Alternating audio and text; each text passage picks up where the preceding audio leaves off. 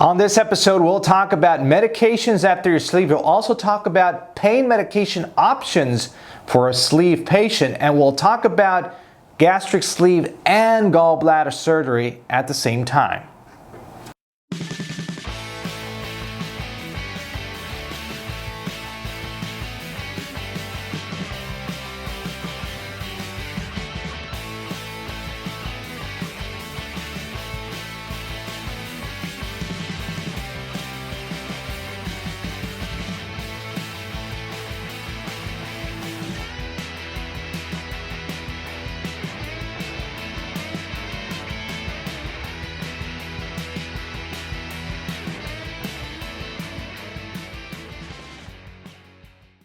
Hello everyone and welcome to episode 103 of the Ask Dr. A show. I'm Dr. Alvarez with Endobariatric.com. Thanks so much for submitting this week's questions. Really good questions. Please, we need questions for the content, guys. These questions, these episodes are for you.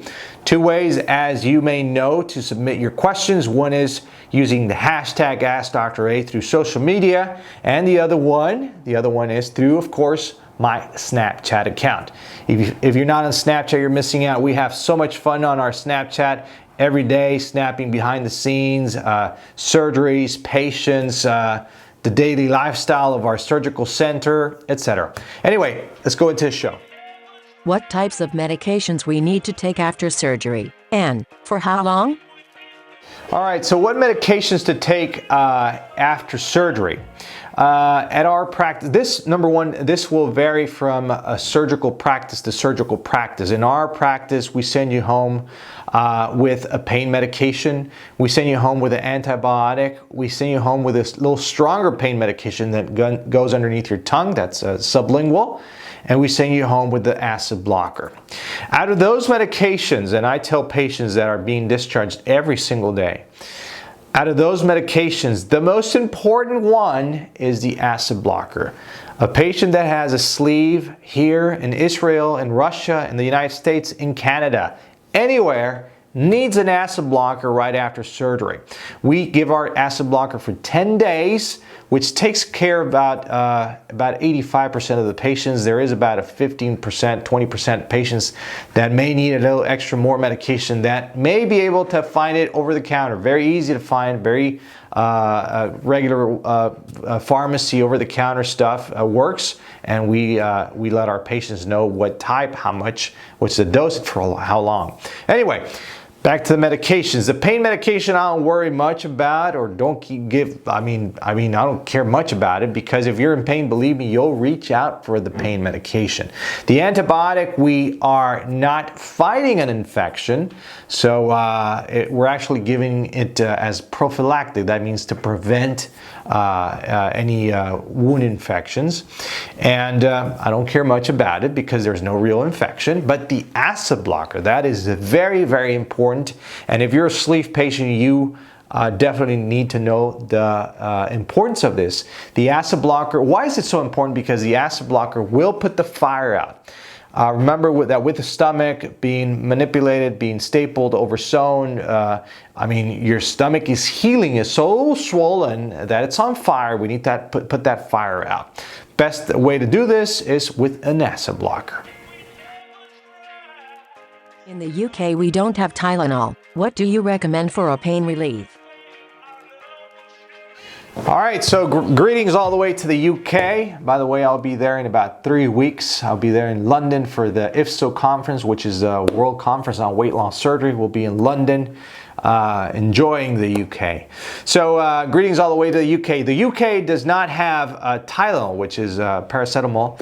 And what other options does a sleever have that is safe to take, and that it's not an NSAID? That we talked about the NSAIDs medications before. NSAID medications are really rough on the stomach. They're really harsh, and we need to avoid them being a sleeve patient. So the best option if you don't have Tylenol, Tylenol is the best medication, by the way, guys. Tylenol is the best medication, the safest out there. You will not harm your sleeve at all taking Tylenol.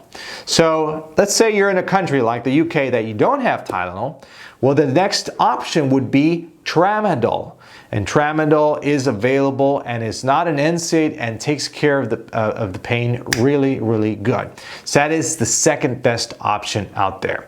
Otherwise, then we have to maybe jump to the NSAIDs, but that would be very specific to different types of pain. Like muscle pain would be recommend a certain type of medication, headaches would be a different one, etc. So the second best option right next to Tylenol would be Tramadol. Can you perform a gastric sleeve and a gallbladder removal at the same time, if it's necessary? Yeah, so let's say you do have gallstones. Can you remove the gallbladder and at the same time you do the sleeve? The answer is you should. You should. You should remove your gallbladder and do the sleeve at the same time, because but you need to be. It needs to be documented. You need to show your surgeon that you do have gallstones, that you need to have it removed, because if you do have gallstones, it will act up down the road. Sooner or later, with the weight loss, the gallbladder will act up. So it's a good time to be there. Do the sleeve, turn over, look at the gallbladder, and remove the gallbladder at the same time. It is a good option indeed. All right, so there you have it for the Ask Dr. A Show episode 103, and the question of the week is, this is going to be really good. I need your input, guys. I really do. I'm really eager to read this. Here's the question. What pain medication do you take, like for a regular headache? What do you take for pain? Answers down below. I'm really eager to see these comments. All right, I'm Dr. Alvarez with Endobariatric, where we are changing lives one sleeve at a time. We'll see you on the next show.